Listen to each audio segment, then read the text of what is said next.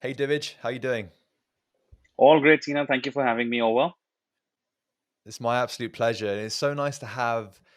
I always loved bringing like entrepreneurs across the world onto the podcast. And you coming from India, you're in India at the moment, Indian entrepreneur.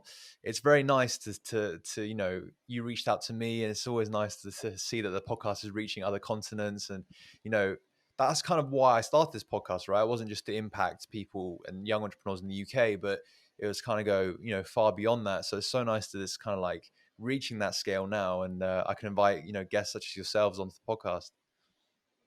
No. And big congratulations to the success. Well, thank you so much. Well, yeah, I'd love to talk about. I don't want to like waste too much time because I know you're a very busy man. So I'd love to talk about, I guess, what is it that you do, and I guess like we can go into the sort of like intricate details because I know there's going to be a lot of value in this episode, especially for people who want to see the growth when like how to do like manufacturing would be quite useful, and then stuff around. I know you just signed someone very big as an ambassador, so what your business looked like before, what your business looked like after that. So I guess let's just like dig right in and say like, okay, how did you kind of, where did this business come from? I guess what is the business firstly, and like where did it come from? Oh, yeah, I'll start with my introduction.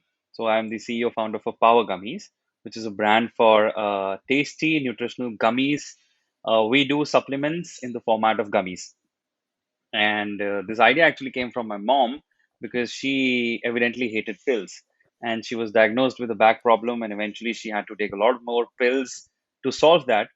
And she absolutely hated that. So I would come out with new things like crush and mix those pills into honey, or bake them in, or try out different experiments.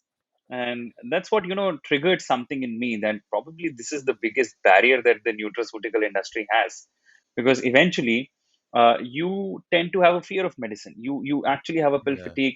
There's only limited amount of pills that you can take, and you tend to stay away from pills because you treat them something that is for some major illness, or it's a medicine. So when it comes to OTC products, which you can just go out and buy on your own, you need proper alternatives available. And that's where, after Mm. a lot of struggles trying out chocolates, muffins, I finally landed up to gummies.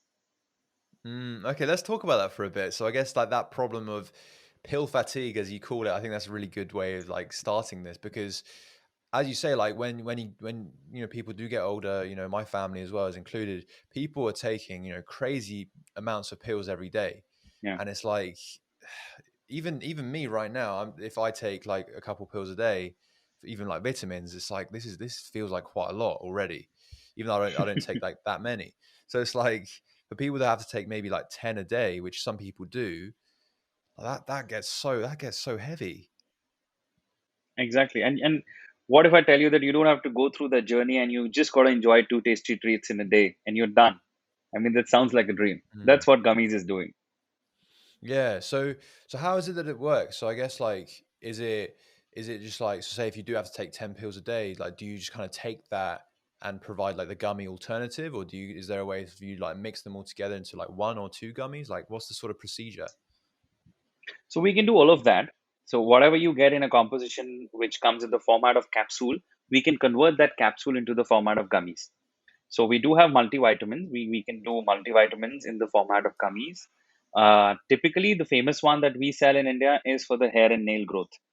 So our hair and nail growth gummies are very popular, which give you biotin, folic acid, zinc, and 10 other essential vitamins and minerals, which give you 90 to 100% of complete daily dosage requirement that your body needs. So you just got to have two gummies a day, and you're sorted when it comes to your hair and nail growth. Mm. Similarly, we do one variant for the weight management, for people who want to reduce down and manage their weight while still enjoying their loved pizza. Then the third variant that we do is for the period pain relief, so that so that the girls going through a lot of pain and having problems while they are on period can have it going on smoothly. Okay, that's really cool. So right now you have like a wide range of gummies that you Yeah. sell. Um, that's amazing. So that's what's the kind of process of like, I guess you observed that problem, you tried like different solutions as you said. So you said like chocolate muffins. Like, why did you land on gummies in the end? And what was the sort of experimentation process? Like, what did that look like? See, with all the other alternatives, there was some or the other problem. With chocolate, there was the stability problem because if you add too many vitamins into chocolate, they start to melt and leave water. So achieving that temperature stability was a big challenge. Other than that, once you've altered it too much and it has a lot of water content in it, having a longer shelf life was a big challenge. So we could only, preserve that chocolate for maximum 30 to 40 days. If you take it beyond, it would, get worse. So with muffins, again, the problem was perishability with the baking products. It's a tough life Mm, to achieve. With beverage, eventually I only got bored because I felt that you have so many options in beverages available that you won't like to continue having one for like rest of your life. So it's not a lifestyle habit that you can build. But with gummies, you can solve all those problems. You have the stability issue solved. It's on the go. You just got to pop in two gummies. Shelf life is about 18 to 24 months. And if done in the right way, you can have as much vitamins and nutrients as much you have in the capsule. So it's like the exact parallel substitute for the pills. So that's where I thought that this is one larger TAM. I also wanted to do bars, but then eventually I realized that the target market is only restricted to protein market because mm, you only like to have bars, which is when you want to have protein intake or granola or some oats or some grains, but that's it. mm. So it's only restricted to fiber and protein. The TAM was a little smaller for me to get into. Yeah. All right. Okay. So you settled on gummies. I imagine there's quite a lot of competition in this market. Like I have seen a lot of other people doing this. So it's like, how did you kind of carve your entry point into the market and start, scaling? So A, we were the first one who got this technology to India. There was no concept like gummies with vitamins available in India. So we got this for the first time in India. And since we got it for the first time, we bought it in the right way. And even today, we have been pioneering this whole journey. We have about 30 more rivals now in India, but still we hold 61% of the market share. So Wow. that is how we've been building it, and the aim is to keep doing that. It's expected that the Indian gummy market is going to expand to about 2.3 billion in the next 3 years, and we plan to remain the market leaders. We plan to capture 61% of that bigger TAM. So that's the aim, and we've been very cautious in terms of the brand awareness that we do, brand positioning, the kind of communication that we have with the people, with the consumers. We make sure we are very honest and upfront. Like we don't do any false promises. If hair and nail vitamin works in 90 days, we clearly state everybody that it's a journey with 90 days. If you want to expect something in 10 15 days, that's not going to happen. So we are Mm. very truthful, honest in each and every variant that we do, and I think that's something that everybody loves about us. Yeah. So what was the sort of like entry point, I guess? Like how did you I know you were the first to market, and obviously that does come with its positives and negatives. Obviously very positive in your sense. But I guess how did you I guess like when you were the first to market, I guess it's more about education and more about educating the market rather than I guess just scaling a bit. But like I guess how did you go from being the first to scaling it to this point? See, I think for with education and awareness, I think the influencer marketing helped me a lot. I think that's the Okay. next boom the marketeers have in today's time because with the help of the social media boom, uh, people are very active to listen and understand what their influencers are doing. So eventually, we would target these influencers. We would explain them how this product works, and they would eventually explain consumers how this works. And that's how the awareness Mm. messages were spread across initially. Then eventually, we kept doing different community building activities and programs. Uh, but I would say influencer marketing has been the pillar of awareness growth. That's really interesting. So would you say, I guess, influencer marketing was a big sort of that was the differentiator between like you staying where you were and then you expanding to that next level? It was the biggest I think for that, growth I would factor. say that is efficacy. So for awareness, it was influencer marketing. For staying where we Okay. are and people loving us with efficacy, because we were very particular on day one to do clinical trials, to check the efficacies, to build composition in a proper scientific manner, and all our clinical trials are even registered with WHO. We have proven our hair and nail vitamin to be the best in terms of hair supplements in whole Asia. They help in 22% hair growth acceleration and 65% hair fall reduction in just 90 days of consumption.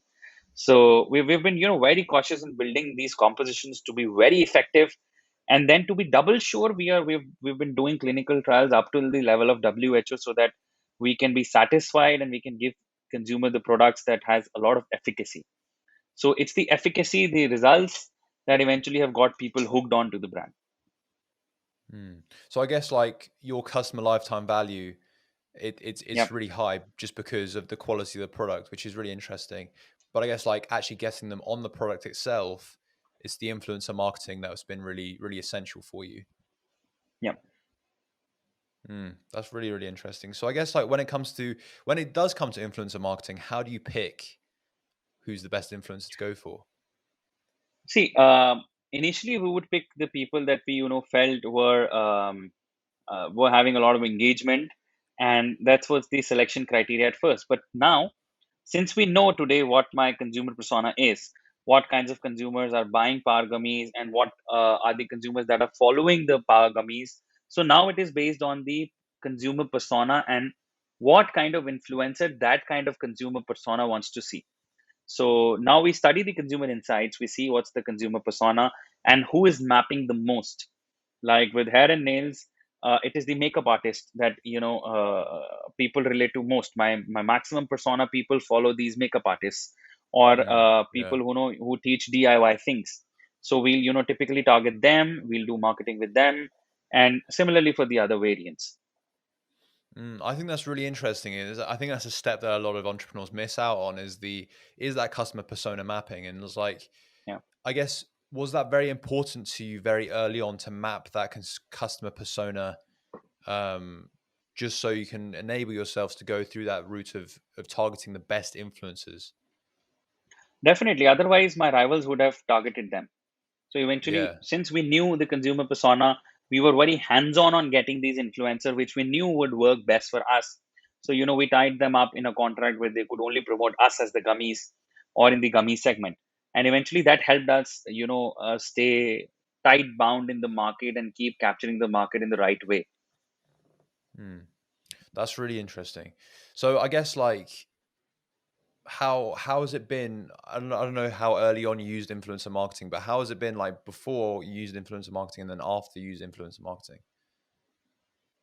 So I think we've been using influencer marketing from start, but since the time we have started doing consumer persona mapping with the kind of influencer marketing that we do, I think that's where the real change of game happened, and we've been seeing like 25% month on month growth after that. Wow, that's crazy. So I guess the Yeah. key question here is how did you map that consumer persona as effectively as you did? So for this, I think I would have to give a little credit to the consumer insights team that we have in house. Uh, we make sure that we interact with the consumers, even if we have to give them a lot of benefits for sparing their time and spending their time with us to give a persona. We would map out what are the other kind of products they're having in different segments, like what is the kind Mm, of shampoo that they use in personal care segment, or what are the kind of brands that they are loving in the D2C segment, which is the kind of television shows they want to they love to see, what are the trends they follow. So all of these questions would make us understand more about the kind of persona that my consumer has.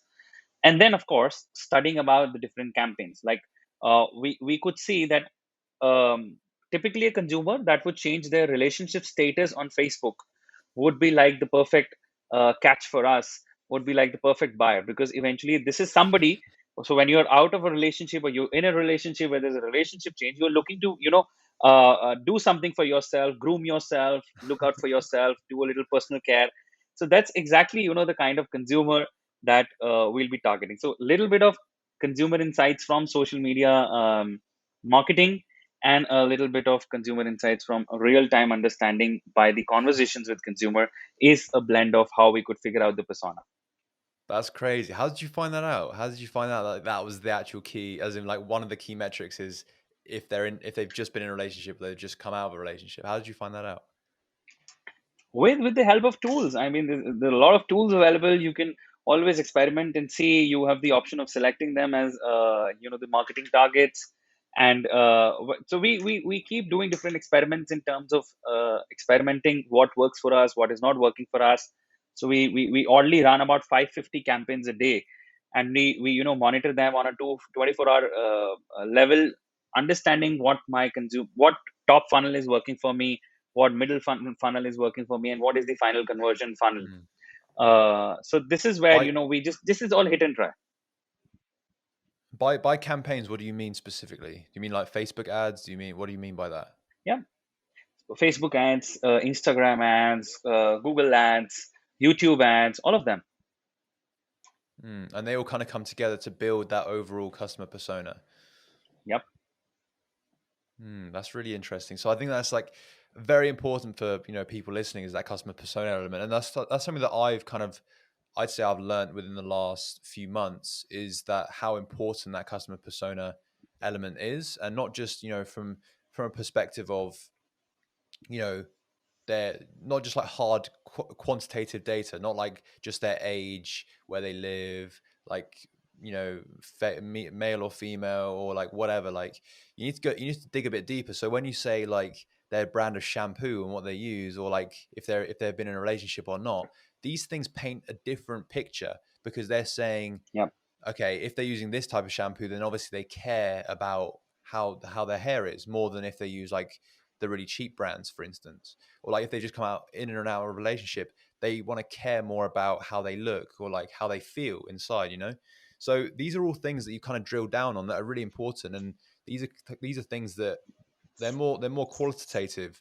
That I love that you've kind of like drilled down, and you've used them so effectively in growing your business and targeting those influencers. It's something that we're kind of very conscious of, and we've kind of made the first steps in doing it as a business. And like the first steps that we've been doing is like kind of mapping it out with our competitors, of like what they're kind of like, which elements are they, which kind of, yeah, which elements are they satisfying the most, and then mapping that across to how they are as individuals, and like using actual like conversations with them saying like, what motivates you as a person, or like what makes you happy and stuff like that, rather than like, how old are you, do you enjoy this product, and stuff like that. Um so I think that's really important, and it's really cool that you've actually benefited from that. Your business has grown, Yep. and it's allowed you to kind of use that data so effectively. Yep. And I think that's the key. That's the key to any successful business, especially if you're dealing with any D2C product. Mm. Well, yeah, I mean, you're right. Like it is far more. I guess it's still relevant in other, it's already like it's still relevant within like B2B or B2C, but why is it so much more effective in like direct to consumer? See, with B2B, you have all the other factors as well, because this also depends on, what is the need in terms of the business. Because in B2B, you always have to understand what is the need that you're fulfilling, which is lacking in the business that is being operated. And then there's a Yeah. lot of interpersonal skills and a lot of networking that matters. But when it comes to D2C, you don't have any networking or interpersonal skill available. You don't Mm. actually know, you've not actually seen the kind of consumer you're targeting. It's all a blind dart.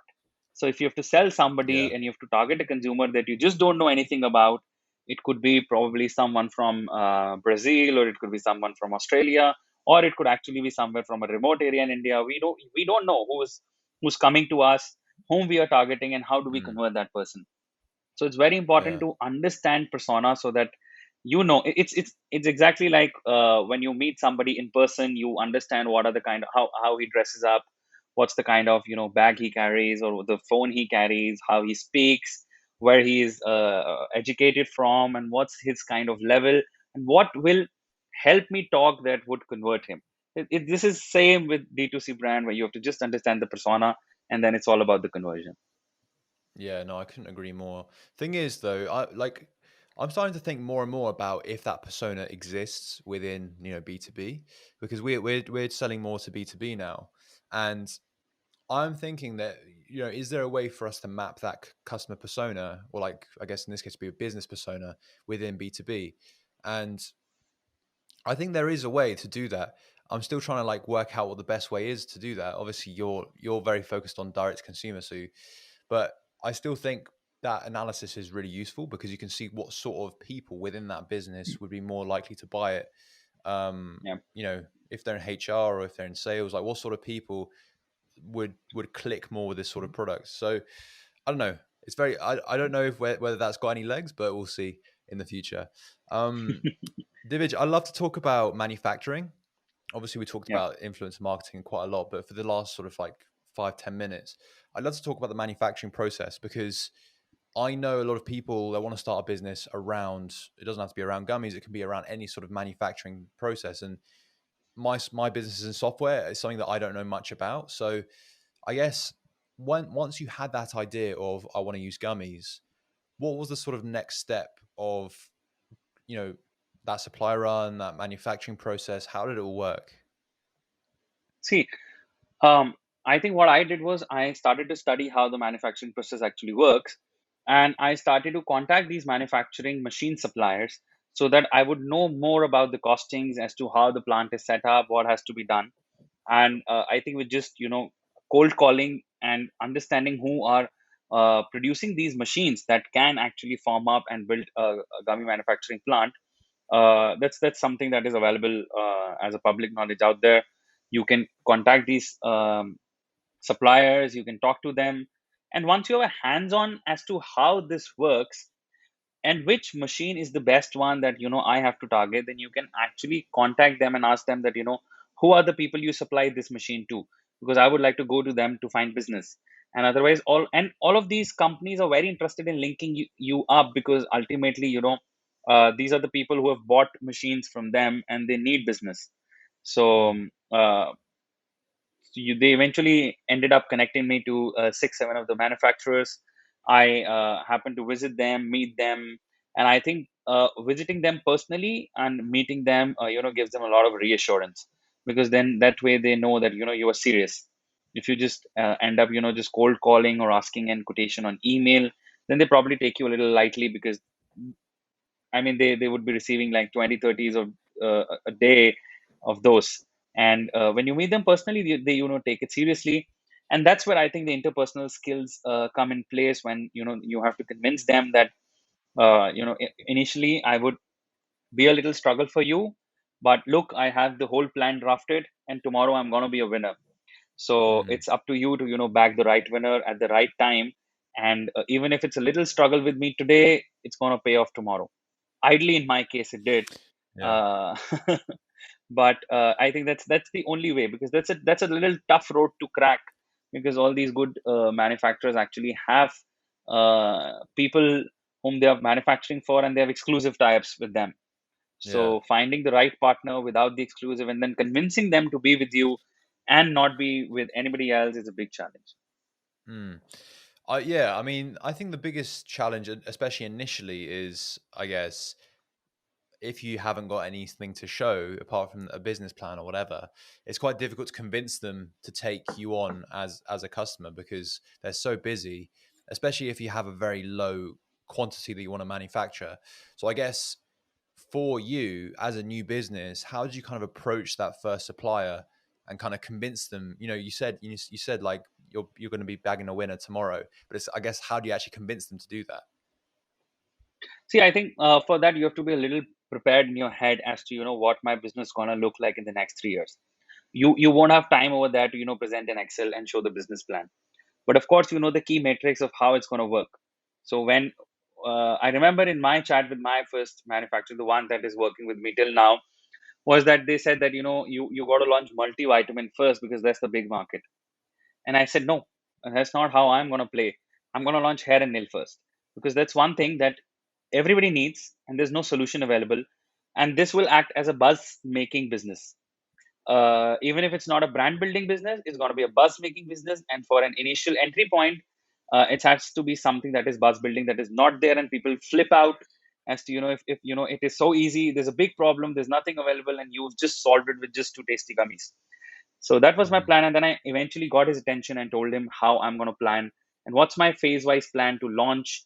When do actually multivitamin kick in and why? Because with multivitamin, the age mm, category is 18 to 60 years. Whereas with hair, I know it's immediately, especially the girls of 18 to 35 years of age, I can target millennials. This is a problem a lot of millennials are facing, and especially with the growing personal care business space in D2C, hair and nail goes simultaneously side by side, because that's something you apply in cosmetics or in personal care shampoos, etc. This is something you have from within. So Mm. both of them will parallelly grow. And once I had all these points laid out to him, he was pretty convinced, and he said that, I think you're right, I would be backing a winner. And that's how I actually ended up convincing him. Wow, that's a great story. So I think, like, I guess, do they have a very large minimum order quantity? Because these very good manufacturers, they often do, and it's like very difficult Of to course, hit they had those. a huge manufacturing quantity. Yeah. The minimum order quantity was about 80,000 bottles in one go. But Wow. I requested them that, once they were convinced, I convinced them that, if you just help me two times in an order with just 10,000 units each, I promise to never come back and call you that I'm doing less than 80,000. And Wow. they were happy. They said that it's okay. It's a little struggle for us, but eventually we're okay to have that struggle with you, because we know that you are one man with a plan. Mm. Divij, I think we're gonna have to stop it there because I love talking to you. But I think that's such a good note to end on, because I know a lot of people who want to get into, they want to manufacture something. I think that's a really good way to do it, rather than just cold calling them and saying, "Oh, what's your prices? What's your minimum order quantity? Well, let's go with you." But actually having that kind of interpersonal relationship with your supplier, it really, yeah, it really benefited you, and it really allowed you to kind of, launch your business basically, because otherwise you would have been hit with that 80,000 bottle and it wouldn't have worked. So Definitely. thank you so much for coming on the podcast, Divij. I loved having you on. How can people stay in touch with you and Power Gummies in the meantime? So we deliver worldwide, and you can check out Power Gummies product at www.powergummies.com. You can also follow us on Instagram at power_gummies. And I'm telling you, you're gonna love and get hooked onto all our products. Sweet.